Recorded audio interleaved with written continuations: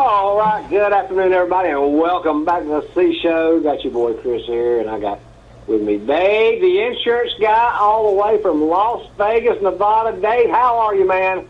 Doing well. Thanks for having me on. Hey, man, it is a pleasure. What's the weather like out there? You really have to ask. It's 115 degrees, and today it's raining, so you can just imagine. Well, let me tell you how it is here in Alabama.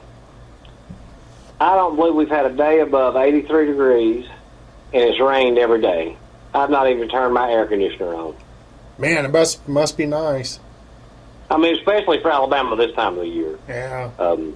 I didn't even see it. I mean, I couldn't even believe it. And I was actually, I was thinking about it the other night. I was kind of looking through there, and I was seeing what the odds are of Alabama winning the national championship again. I mean, it's just in football. It's just out there. I know the rest of the nations, started bringing it in. Is gambling still big in Las Vegas? Or I mean, oh yeah, it's our livelihood. It's our livelihood, and because of the gaming, my property taxes are very reasonable. Also, we do not have state income tax. Oh, really? Same is true of Texas. However, Texas property taxes are triple than what mine are. So you because of the gaming industry, you don't have to pay state income taxes, and your property taxes are low. Correct. The only tax I have is the excise tax on my license plates on my vehicles, and then when you purchase consumable goods. Now, consumable goods, you pay taxes on that. Like fast food is taxed, but grocery products, canned goods are not taxed. So, is the mob big in the gaming out there? Or? No, we ran them out of town. Yeah, the mob? Yeah, they left in the mid-'80s. I think Tony Spilotro was the last mobster. However, we did have a very, very popular mayor who was a mob attorney, a mob lawyer by the name of Oscar Goodman. Very, very popular in this town. In fact, he could have ran for governor and won easily. I've always liked those, something about those mob attorneys. They just had a certain flair about them, and and I don't know, it just seems like the mob's got their hands or used to have their hands in everything, and it got me to thinking the other day, do you think Rudy was in the mob? Let me back up one step, and I want to say something positive about Las Vegas. I've lived here 40 years now, and we have thousands per week moving here. It's now family friendly. The mob is gone, as far as I know. It's highly regulated now, and it's a really pleasant place to be, and it's good for business too. Businesses thrive out here. Well, you're asking about Ruby and gambling? Yeah, it kind of got me thinking about it because, I was thinking about a strip club the other night, and something clicked on with him, and then when we got talking about gaming right there, I thought about the mob, and then what got me thinking about it was, if I recall right, and you can tell me, the War Commission said there was no mob ties, at all, but then later stuff came out that Ruby did have mob ties. So, I'm just wondering how deep do you think they was, and what level, and just how connected was he? Well, there's no question. First of all, I'm sorry. Do you want to go back to the beginning and tell because I really don't know anything of his backstory, so forth. We got into the mob. Would you mind telling that first? Because I think I know he's from Chicago. Yeah, he's from Chicago. Yeah, he's from Chicago. But as far as his underworld ties, there's no question that Ruby liked gambling. He was a card player.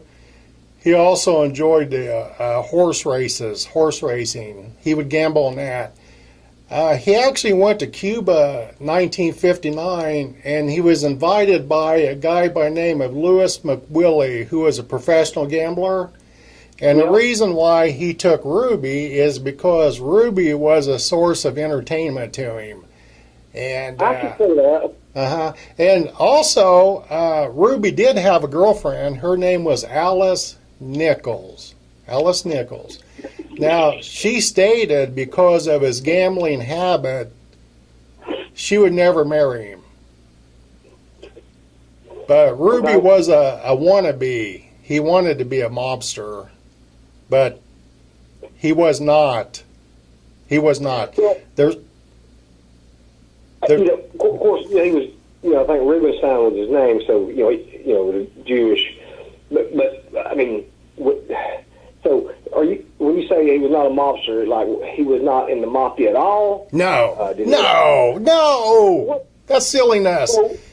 What about ties though? I mean, how what kind of ties did he have to the mob? Because I remember reading up the 3 months prior to the Kennedy assassination, he was making all these phone calls back to crime families. Well, let me talk about that. About that. Okay, these phone calls he made was before the JFK trip was even announced publicly. All right, and what was going on? He was having some union problems. I want to talk about a few of the calls. He called it. Go ahead. No, I said yes. Please do. I want to know all about them. Okay, one call he made was to a bail bondsman by the name of Erwin Weiner, who represented mob figures. He actually got the phone number from his brother Earl, and Earl went to school with Weiner, and he thought that he can help Jack with the union problem. Jack Ruby didn't even know Weiner. So Jack called him one time, but Weiner couldn't help Jack. Another call. Ruby called a trailer park in New Orleans. It was to an office. The guy's last name was Pecora, who ended up being a lieutenant to Godfather Carlos Marcello. Now, this is October 30th, 1963, and as it turns out, the call wasn't even intended for Pecora after all. He was calling somebody within the trailer park. Now, back in the 50s and 60s, not all your mobile homes had telephones. So Ruby was just calling to get a hold of a friend he knew in this trailer park, so that's just a coincidence. Another call he made was to a guy by the name of Barney Baker, who turned out to be an aide to Jimmy Hoffa. And, of course, we know that Jimmy Hoffa had a hatred for RFK and JFK. So during this phone call, Ruby actually spoke to Baker's wife. And when Baker got home, he did return a call to Ruby that evening, but he wasn't able to help Jack with his union issue. And in fact, when he was interviewed, he doesn't remember much about the call even. So, there's nothing credible there. There's people that want to make something out of nothing. It can be a coincidence, but there's nothing credible to tie Ruby into the mob. So, I guess would it be fair to say that Ruby, the mob figures that he hung around with, was kind of like how he wanted to hang around the cops all the time? Just a wannabe, Yeah, he's wannabe. And if you think about it, Ruby, he would show up at fires, major car wrecks. He would be in parades, boxing events. He would go where the action was. He's also known to tell everything he knew within a block. Everything he knew. He didn't have didn't know any strangers. So the mafia, they don't select this type of individual to do their business. that was going to be a next question I was going to ask. If the mob was going to silence Oswald or anybody for that reason, I mean, they wouldn't use such a high-profile figure that everybody in the town knew, would they? Like somebody, I mean, because everybody knew Jack Ruby. Well, you want me to talk about his assignment, November 24th, 1963? Absolutely. Tell me how. Yeah, Ruby's one of the guys that I've never really studied too much about. So I mean, I really don't know that much about Sparky. And how do you get that nickname? You know, so yeah, tell me all you know. I mean, he got the nickname Sparky from his sister. Okay. And she called him Sparky because when they were little kids, his favorite cartoon was Sparky the Horse. So that's where it actually came from. That's a pretty neat story. Yeah, it really came from there. But it actually fit. It fit. So most people think it's because of his short temper and his actions within the Carousel Club and such. But it came from the cartoon. Before you go into that 24th, let me ask you something before I forget it, because that you mentioned the Carousel Club. If I recall right, you know, it never reopened, and I remember Ruby had a roommate. Yeah, I would have just thought in an apartment. I would have just thought that, from what it sounds to me like, and I never checked it, Ruby maybe was not as well off or had a lot of finances. Wouldn't that think? I mean, well. One thing, when his rent was due, he usually paid his rent. He'd actually go get a cashier's check from Merchant State Bank. And, you know, he never had more than $800 at a time in the bank as of the fall of 1963. So, you know, his financial records were just a mess. In fact, and by the way, I prepare tax returns too. I have a tax business that I do for my clients. One tax guy sent him down the road. He didn't want to do his taxes. He was behind on all his taxes, including the Texas franchise tax, federal excise taxes, and I've had situations like that where I've turned business away too because they're such a mess. But so was Ruby hiding this money, or was he just? He didn't have it. He didn't. He had. So he was not making the money that. No, he'd operate out of his pockets. He'd have money in his pockets. Okay. Yeah. Because that would make a lot of sense. Because I wonder why he had a roommate, was living in an apartment, and it's just a little dinky apartment too. There in Oak Cliff, just a little dive. But when he died, he was more than $40,000 behind in his taxes. In fact, he made an offer to the IRS, to settle his tax burden. But the reason why the IRS wouldn't accept it is because he hadn't filed his most recent returns. And I know from doing returns, you have to be, all your taxes have to be filed and up to date before you can make an offer to the IRS to settle things. That's how sloppy he was. When he was arrested for shooting Oswald, he had $2,000 cash in the trunk of his car. So that's how he operated. That was his cash flow. Now, is it true that he had his dog with him when he shot Oswald? Yeah, Sheba. You want me to talk about the 24th? Yeah, I'm sorry. I didn't mean to cut you off on there. I had a question and one led to another. But yeah, go right on into the 24th. Tell us, from the. Okay. Just start from wherever you want, or if you want to start from the day of the assassination, and go through there. However you want to tell us. Just tell us the story, and I'm here to listen. Okay. Well, I'll just talk about the 24th for right now. On midnight, the 23rd. Now that's on Saturday. Chief Curry announces to the press, if you go on home, if you come back no later than 10 a.m., you won't miss anything. Because the press had been there, a lot of them since Friday. Right. Friday afternoon. A lot of them flew in from all over the world. So they're pretty whipped and tired and hungry and everything else. So Jack Ruby, he hears Curry say this. He hears him say this. So again, Curry says if you come back by 10 a.m., you won't miss anything.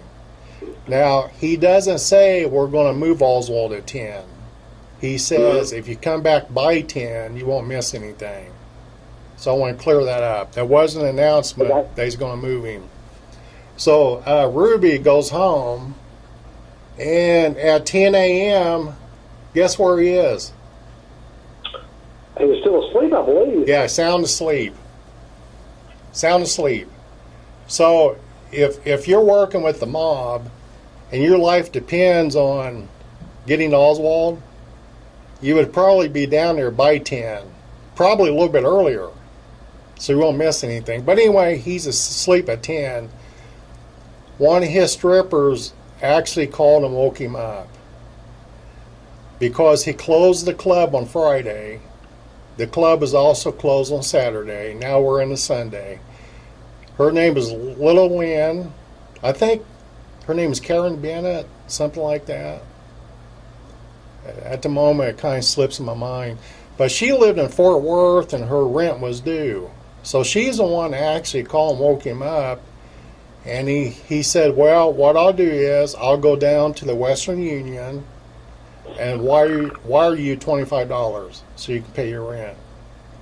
So Ruby, when we wake up in the morning, I don't know about you, Chris, but I don't just jump right up and take off. It takes me a while to get the motor going. Yeah. Well, when I was young, I could do that, but no, as time goes by, it takes me a minute to get up, but yeah. So he gets up and exercises. Ruby would exercise in the mornings and sometimes even go for a swim. Really? Yeah. I didn't know he was Oh, yeah. Health freak. I did not know that. Uh-huh. And slowly gets dressed. Now, when he heads down to the Western Union office, right downtown Dallas, just up the road from the police station, he takes the long way because he wanted to go through Dealey Plaza and see what's going on. Remember, Jack Ruby's personality is to show up at big events. So he goes through Dealey Plaza the long way. Takes the long way. All right? Mm-hmm. So again, if his mission is to get Oswald, why taking the long way, and why driving slow through Dealey Plaza? He looks at all the flowers, and he eventually ends up downtown Dallas, and he parks across the street from the Western Union. And you mentioned earlier he had his dog with him. The dog's named Sheba. He had money in the trunk, and he had his pistol. Well, if you're if you're a mob guy and your life depends on silencing Oswald, why you bring your beloved dog? Ruby was not married, so his dogs were his family. In fact, I think he called Sheba his little wifey. He brought the dog, Cash, and leaves beloved Sheba in the car, walks into the Western Union, gets in line, small talks with an elderly lady. He's in no hurry. Sends the money. He small talks the clerk. Ruby was a talker. He would talk to anybody that would listen. So again, if your assignment that day is to kill Oswald, your conduct would probably be different. He showed no sense of urgency.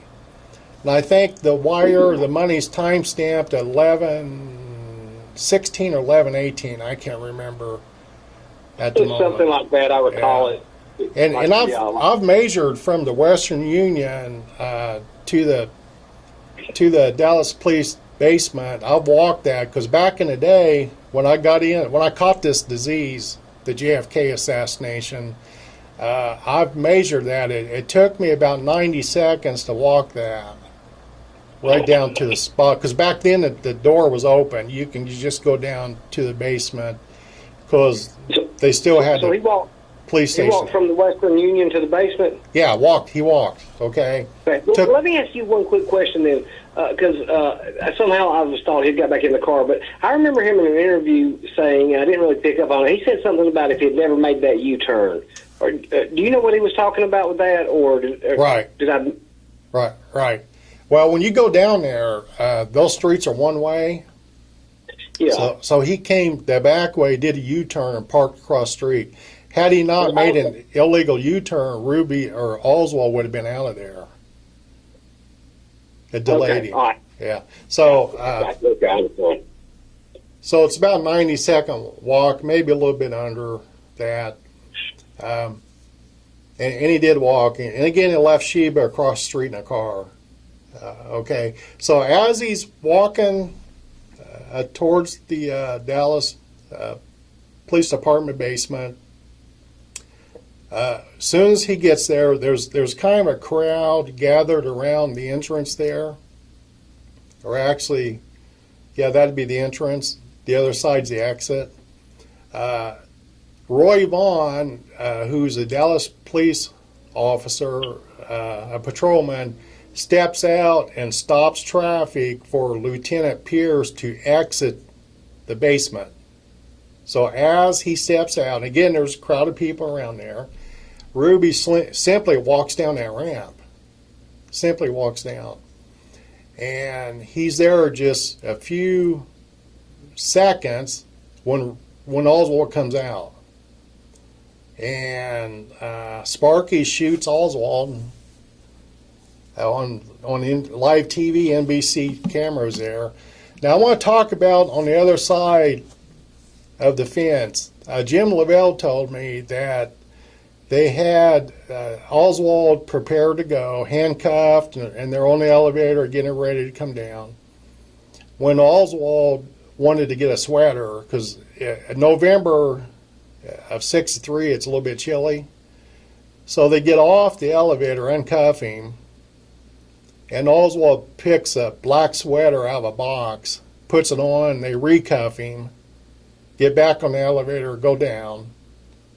At that moment when Ruby walks up and shoots him. Now, if there's a conspiracy, you can't plan it any better than that.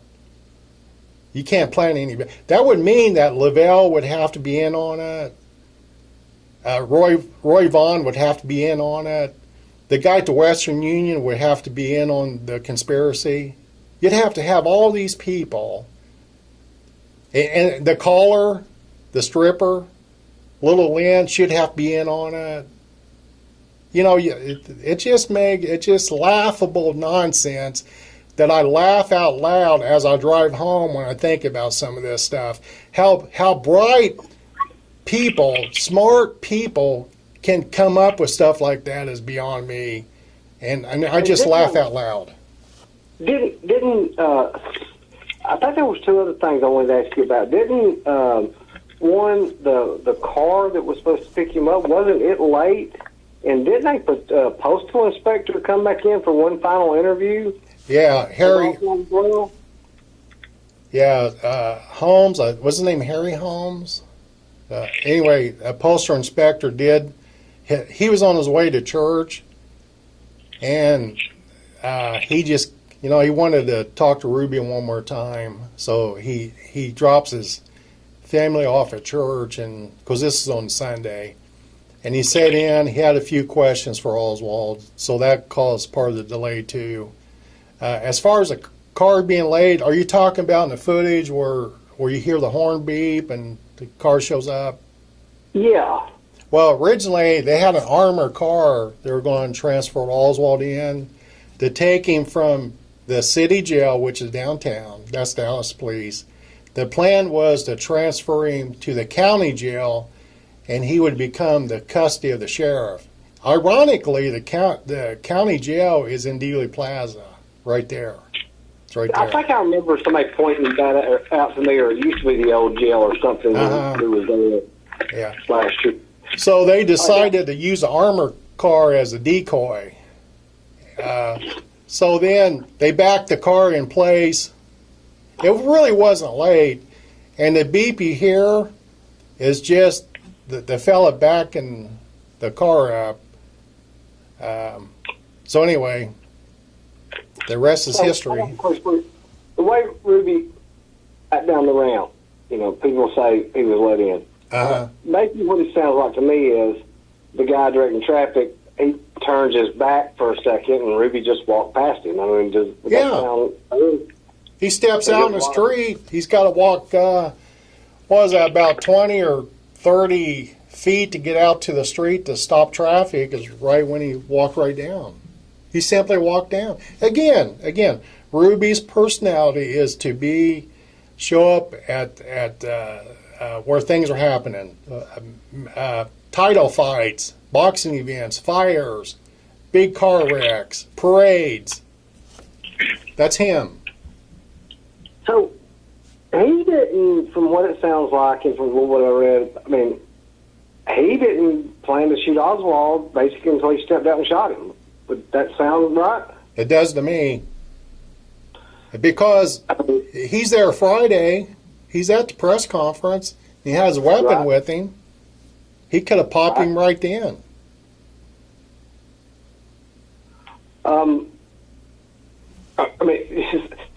This is really funny because, you're talking about a split second, one way or another, and he's not in position to pull this off. I mean,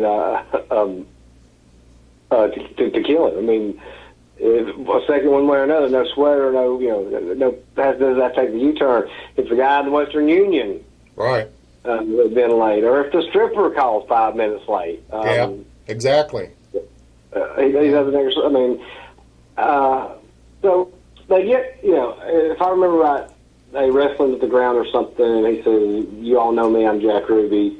And during Ruby's interrogation, what did he say? I mean, why did it? Well, first of all, in '63, the fall of '63, there were about 1,200 Dallas police officers. About 1,200. Mm-hmm. Now, according to Chief Curry, no more than 25 to 50 even knew Ruby. Okay. And there's no credible evidence that he got special treatment. Now, Ruby loved cops. He would give them free drinks and invite them to his club all the time. He'd give them free soft drinks. He just loved police officers. But he immediately, it happened on national TV, so he definitely did it. Now, was he insane? Was he sane? Okay. Let me also say this.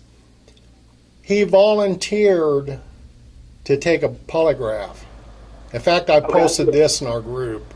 I did an OP. He volunteered. Now, if you're working with the mafia, and your assignment is to kill Lee Harvey Oswald or silence him, why in the world would you wake up one morning and ask for a polygraph several times? He insisted on it. Now, that's a good point, Dave. And I've heard different theories on this. What was he wanting the polygraph for? I've heard to prove he wasn't in on the conspiracy. And then I've heard Jack make these statements about killing, and there was going to be another Holocaust. I mean, just these rambling. Well, that's after he started losing his mind because he was ill. Okay. That was later. All right. Okay. But he wanted to prove that he's innocent. He's not part of a conspiracy and didn't know Oswald. He wanted to clear his name. But he was not involved in killing. He was not involved in a conspiracy to kill. right, exactly. Just spur of a moment thing. Now, the results. You're probably wondering about the results of the polygraph. Yes. Okay. One doctor said you can't count on it because of a state of mind. You can't depend on the results. Ruby wasn't in a proper state of mind. However, there's another doctor, Dr. Beavers, said had Ruby been in a proper state of mind when he took the test, he would have passed. There were no signs. It was interpreted where there's no signs of deception. He's telling the truth.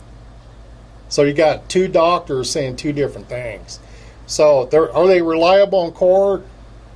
Are they reliable, admissible in court? I don't think they are, but I think Frank Battleson said they are if all parties agree to use them. And that may very well be true.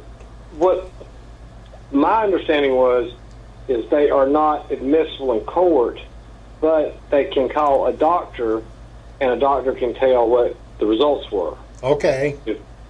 And don't hold me to that. I just remember somebody explaining that to me. They can't say, yes, he was telling the truth, but they can say, according to this right here, this is what it said. Yeah, so it was not admissible as evidence, but they can't tell what the results are. And don't hold me to that. I could have that totally wrong. Well, that's all the legal stuff, but Frank Battleson, who's within our group, he said you can bring it into court if everybody agrees to use it. The late Ralph Salerno, I watched him on a program one time, and he was the expert mob guy, and he had a chart that he testified for the House Select Committee on Assassinations, and they had the 5 Gambino crime families, and that all of it breaking down. And I listened to him, and that's when I knew then about Ruby. There was no way he could have been involved. He said, if Ruby was sent to silence Oswald, then somebody would have been sent to silence Ruby. Yeah, good point. And then somebody would have been sent to silence the guy who silenced Ruby. Good point. And then somebody would have been sent to silence the guy who silenced the guy. And he kept going on. He goes, there never would have stopped. Well, he made it January 3rd, 1967, and your listeners, viewers, may be interested in knowing that he died an innocent man. Yes, that's true, because his conviction had been overturned. And let me ask you that now, what was his defense in his trial? Well, Melvin Belli represented Oswald for the first trial, and his.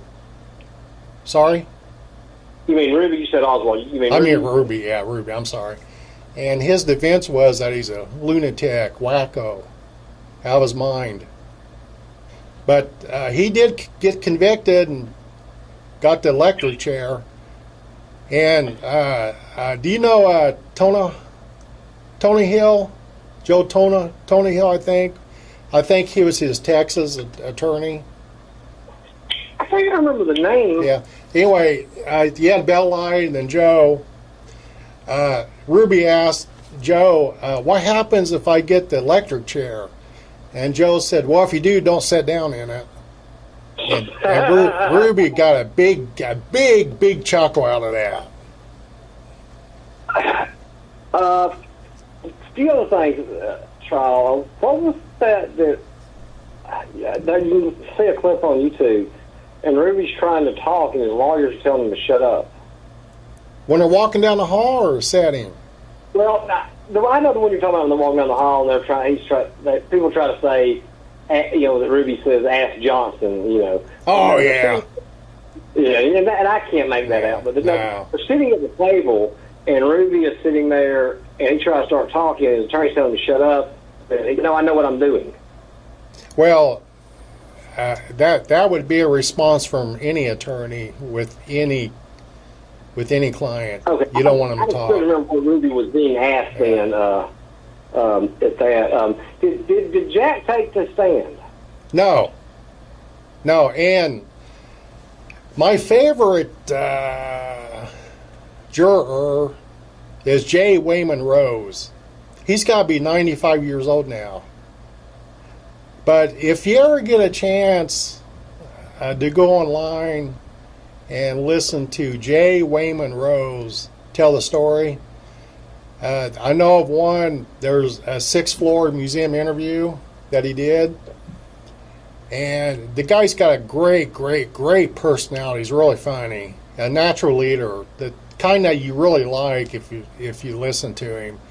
But Wayman Rose said, we're waiting for Ruby to get up on the stand and apologize and show some remorse. And if he did, we all just would have packed up and said, okay, and let's go home. That was his. That seriously, that's what he said. Y'all watch the interview. Do you believe that Jack thought that he'd be over with quick and he'd be out there shaking hands and signing autographs? Oh yeah. Jim Lavelle told me that he thought for sure that Ruby seriously thought he'd get a slap on the wrist and spend the rest of his days signing autographs out in front of his joint. And it didn't end up that way. He died. Yeah, I can see where somebody could get that thought in their mind. Maybe made granddaughter drink, but yeah, I can see where he might have thought that. Well, I'm going to say this too, and a lot of people get mad at me and such. To me, he's an American hero. And they ought to name that street Harwood Jack Ruby Boulevard. But people, they come unglued when I say that. They just come unglued because he robbed the country of a trial, and more could have come out. But I think one time I figured it saved Americans $1.6 million by not having a trial. The guy did it. He did it. He did it. Yeah. Nothing. I don't like vigilante justice, but I would have liked. But I understand what you're saying totally. But I would have liked to have seen the trial. I mean, Can you imagine this? I mean, and I say that purely for entertainment purposes. Can you imagine what that would have been like with him still? I mean, because I imagine this guy was going to claim it. Other than the murder of Jesus Christ, other than that murder, this is the second most murder studied. Wow, that's an interesting fact. True. Do you think? I mean, I imagine he went the whole time, claiming that he was innocent. But it would just been such a trial. Now, Sparky, he died of actual lung cancer or stomach. Heart embolism? Well, he got stomach cancer. He went to Parkland Hospital. But what he died of, he didn't die of cancer. What he died of was a blood clot. As a result of cancer. And this was January. I'll never forget it because I've done so much reading. It happened January 3rd, 1967. So he lived over 4 years after the assassination. And again, died an innocent man. The retrial was scheduled Wichita Falls, Texas. They were going to have a retrial, which is a very, very conservative part of Texas. What grounds was granted for his mistrial and to be overturned? Well, I think Judge Joe Brown Jr. Made some errors. I think he's writing a book too. I don't have the details on it, but I think there's a couple of errors. And it's not breaking news that it would get overturned. Even the murder of Ted Binion out here in Las Vegas, those verdicts were also overturned, and they're scot-free today. Now, for people that are listening too, if I'm not mistaken, only a day or so, a couple days before Ruby died, he gave an interview in which he could have did a tell-all then. Yes. But still. Yeah, I think, was it Earl? They snuck a tape recorder in and gave him a chance. I don't know, but I just remember listening to it. Uh-huh. Yeah, he was on his deathbed, and he had a chance to spill his guts. He knew he was dying, and to his last breath, he said, my only motive is a silence Oswald, meaning that he's tired of the punk. He's tired of the punk being in front of the microphones. This guy shot his president. Is there any evidence whatsoever that Ruby and Oswald knew each other? No. A bucket of horse manure. There's no credible evidence. And that was one of the questions asked on the polygraph too. And they hit on that. There's no evidence. No evidence whatsoever that they knew each other. None. Nothing credible. Nothing. People will lay in bed and think up stuff at 2 a.m. in their brains. And, God, I can't wait to call Dave Ledbetter and tell him about this. And there's nothing to it. Nothing to it. Let me jump in on you on this. So if you're involved in the assassination and you're part of a conspiracy, what are you doing at the Dallas Morning News placing ads for your strip joint as the motorcade's going on? If you're involved in it, you'd have an assignment and be down there doing something. You'd be involved somehow. Somehow, some way, you'd be, you'd have a task. So how did Jack make it from Chicago to Dallas and get set up in the strip club business? Or I think, didn't his sister go there first? I think she did, actually. Yeah, and I don't know for sure. But he was an entrepreneur.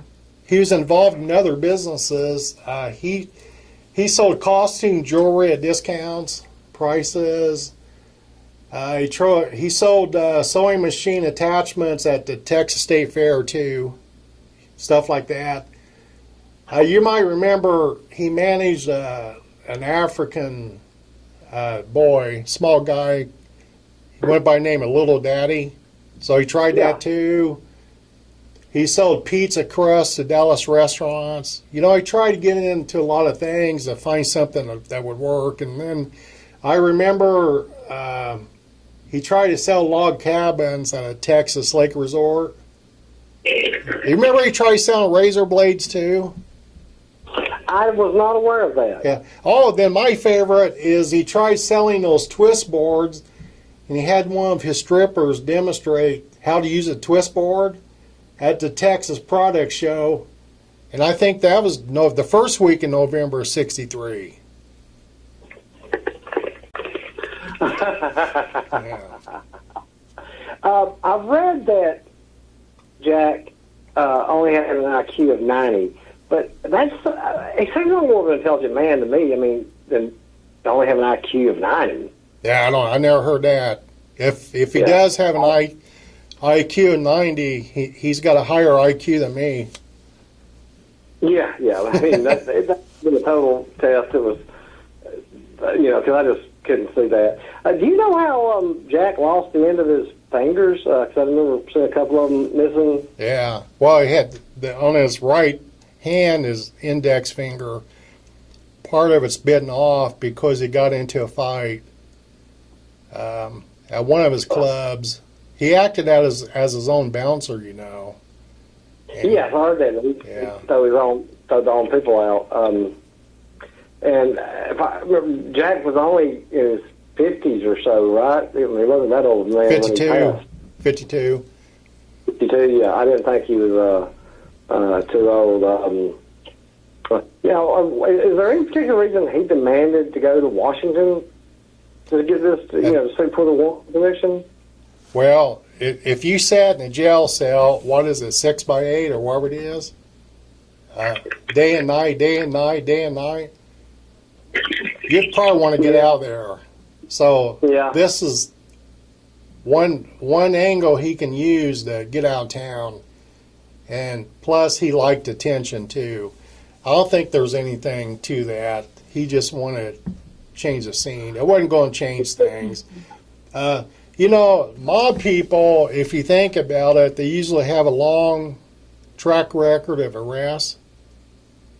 Right. Okay, Ruby was arrested, but it was things like serving booze after hours, driving violations, disturbing of the peace when he get in fist fights. So it was nothing mob-like activities. No extortions, nothing like that. No guns, no weapons, no arrests like that. I didn't know that. I knew we had a few arrests, but I didn't know they was all just pity anything really. Nah, he doesn't fit the profile of a mobster. No, and again, I'd like to point out, his name was Rubenstein. He was a Jew. Not many of them are in, the Gambino crime family. Yeah, true. I just there's a lot of things. I think that he's overlooked for some reason. Maybe people don't want to pay attention to him, but they always claim that he silenced him, and then till you start realizing that it just didn't happen. It was just two guys got two Powerball shots, that weekend, and the stars just lined up. Yeah. And I wonder why, nobody ever invested any money to reopen that club. That's a good point. Good idea. That's a parking garage today. Yeah, I remember seeing it. Well, the only thing I can think of what tells me, and it's what we talked about with his finances, is that it just wasn't that lucrative. I've seen his tax returns. He grows decent money in all his clubs. You can find his tax returns online, but he just wasn't a good businessman to thrive. But he was getting by. He was getting by. One of my favorite pictures is Jim Mars up there, drunk out of his mind, on stage dancing with one of Ruby's strippers. What's wrong with that? No, that's one of my favorite pictures. Have you ever seen that? You know that one? Yeah. I said, what's wrong with that, though? I'm just teasing. Nothing's wrong with it. I'm teasing. Yeah, no, I didn't mean anything wrong. This is one of my favorite pictures. I mean, I love Jim. I mean, Jim's up there. That was just I just love the picture. No, I ain't mad at him. He's out of his mind naturally. Jim? Oh, yeah. He passed a couple of years ago. Did he? Yeah. Yeah, I think. Well, if he did, he knows the truth now. Yeah, that's true. What I read, and it didn't really say, I think he ended up dying of a heart attack, but the way I read it, it looked like Jim must have had diabetes real bad. There's some, he started having a problem with his good eye he had left, and just like he had complications with some diabetes. Who are we talking about? Jim Mars, that picture. I was one of the pictures seeing him at the Carousel Club. He died about 2017, I believe. Oh, okay. Yeah. Yeah, him and Mark Lane died around the same time. So I think it had a heart attack there then, but he'd stopped all of his traveling and stuff. And Jim was one of my favorites too. I loved to listen to Jim Mars. When I first, I'm talking too much now. I've let you finish up. But when I first started studying and got into it, Jim Mars was one of the people that I was listening to, and I thought he was speaking the gospel. Well, is that Rush to the Judgment? I read that book. No, that's Mark Lane. Yeah, I was thinking Mark Lane. Yeah. Mark Lane's. The first book I ever read was On the Trail of the Assassin. Garrison. Yes, that was the first one I read, and the second one I read was by Mark Lane. Okay.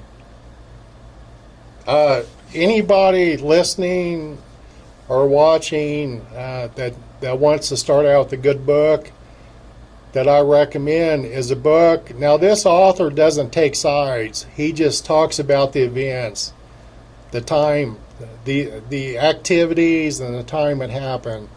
And that book is by Jim Bishop, called The Day President Kennedy Was Shot. That's a good one to start out with.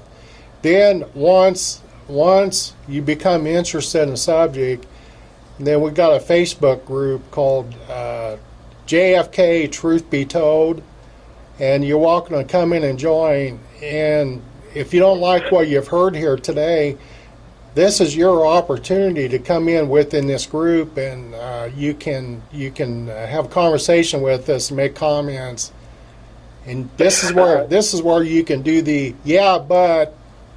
This is where you can come in. You come in and state your. What's that? I said, I just wanted to interject. If for everybody listening, if you come in, you better make sure you have your facts and documented, because you will get destroyed. Yeah, you'll get countered. You'll get countered. But we got smart people within the group that's from all angles. There's sharp people from all angles. Too. Yeah, you have to. It's not just a one-sided group at all. No. In fact, majority of our members are those who believe there's a conspiracy. But what I'm saying is, if I've said something during this interview that you think I'm full of beans, this is your place to come in and join a group and state your case. Do your buts. And we welcome that. We welcome that. Because all of us learn something new every day. We learn something old, but new to us every day. But speaking of this, it just got me thinking, has anybody ever came in, because I don't even know when this story started, but has anybody ever came in with claiming that Bookout was the shooter, or Ruby is already upstairs? Oh, there's been so much, it's make you dizzy. But I mean, that's a good example. I was like, what? And they said, that Ruby had already been held upstairs, and Bookout was the shooter, and I was like, oh God, it's getting crazier by the minute. Yeah, he's in the footage. Ruby is being tackled, and then we have one member. We have a Pulitzer Prize-winning member, Bob Jackson, who took that famous photograph of Ruby shooting Oswald. Oh, I really? And he saw Ruby there. He didn't notice. I asked him if he noticed Ruby coming down the ramp. He said no, he's busy. He's busy focusing his camera. But he was right there when all this happened. Bob Jackson. Yeah, I've heard, and I don't know. Of course, I'm not a doctor. I'm not sure if it is, and I know he was simply trying to save him. But I've heard that had Lavelle not jerked Oswald, that Oswald might have had a better chance of surviving the way the bullet would have hit him. See, that's another conspiracy. There's people within our group, JFK, Truth Be Told, within our group, that claim that Lavelle's assignment that day was to turn Oswald so that Ruby can hit the vital organs. Oh God, are you serious? Yeah. But they have that right, but if you watch that footage, it's bang bang, spur of the moment. It's bang bang. That's it. Yeah, I mean, you see the surprise on Lavelle's face, and Oswald hasn't even noticed it yet. And you see Lavelle react first, and he's trying to pull Oswald almost to behind him. It wouldn't look like it to me. And and for somebody, I'd like to just point this out. For somebody who believes that Jim Lavelle was involved in a conspiracy, if you were involved in the conspiracy that somebody's going to get killed, would you handcuff yourself to somebody that was going to get shot 6 inches from you? Excellent. Good point. Yeah. I mean, if you're talking about, you know, bullet could pay anything can happen. You're not going to be that close to a gunshot. Yeah. By the way, you brought up Lavelle. We got another group called Friends of Jim Lavelle. Friends of Jim Lavelle. Now, with this group, it's more of pleasant conversations about Jim's career. It's not so much as combative conversations. Many of his family members are members, and you can see pictures, rare pictures, and you can also read and hear stories about Jim and his wife Timmy. So take a look at it. You might like it too. It's called Friends Who Like Jim Lavelle. Yeah, it's a fun group. Yeah, it's a fun group, and he lives a very long time too. Man, Yes, sir. a lot. Yes, sir. That was a pretty interesting story there, Dave. I didn't know you was a Sparky expert. And he did shoot with a .38 revolver too, right? Yeah, Colt. Colt. Yeah.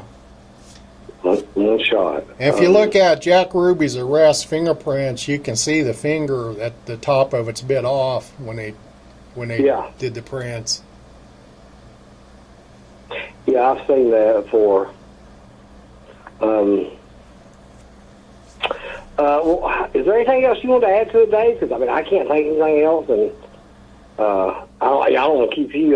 Thanks for coming on again. This has been a great story, but I just wish I could take some more questions to ask, but I think you've answered all I had about Ruby. Well, one thing I like to do is get to Chicago and look up where he lived and go visit the cemetery. I'd like to do that someday. Did they take him back to Chicago to bury him? Yeah, they had to put him in a cold ground. It was frozen January the 3rd, 1967. Yeah, I bet that was cold. But, you know, he would have been somebody I would have liked to have met. He would be in, you know, if you're in a coffee shop and he came in, you'd probably want him to sit with you because, you know, he can probably talk about just anything. Yeah, if from what you told me, yeah, he probably could. Yeah. Yeah. Yeah, if he was that kind of a talker, yeah. Yeah, he probably ought to kill the storm. Well, I'm not mad at him. No, I mean, I'm not mad at him. You know. Hey, maybe if I had a son, I'll name him Jack Ruby Ledbetter. Jack Ruby Ledbetter, that would be a good one. I'm sure they'll be all right with it. All right. Well, thanks, man. I appreciate it, man. Okay, brother. Appreciate visiting with you. Hey, thanks for coming on, Dave, and get ready to give this up, and we'll have to do this again soon, man. All right. Take care. Thanks, buddy.